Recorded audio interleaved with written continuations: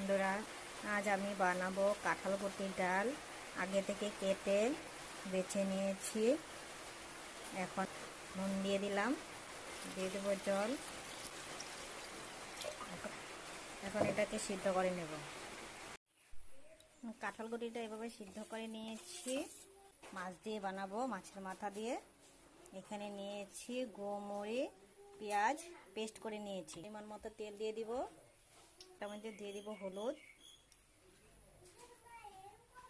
শুকনো লঙ্কা পাতা, পেঁয়াজ কুচি, কাঁচা লঙ্কা। পেঁয়াজটাকে লাল করে ভেজে নেব।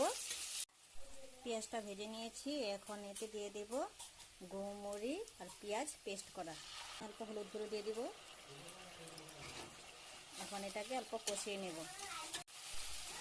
মশলাটা কষিয়ে নিয়েছি। এখন এর মধ্যে মাছের মাছগুলি দিয়ে দেব। মাছের মাথাগুলি দিয়ে ভেজে নিয়েছি। এখন এতে ডালগুলি দিয়ে দেব। এখন জাল করে নেব। দেখো বন্ধুরা, আমার ডালটা হয়ে গেছে। এখন এর মধ্যে দিয়ে দিব সামান্য চিনি স্বাদের জন্য। ডালটা হয়ে গেছে, এখন নামিয়ে নেব। দেখো বন্ধুরা, কাঁঠাল গুটির ডাল বানিয়ে নিয়েছি। কেমন হয়েছে বলবে, লাইক করবে, শেয়ার করবে, কমেন্ট করবে, সাবস্ক্রাইব করবে।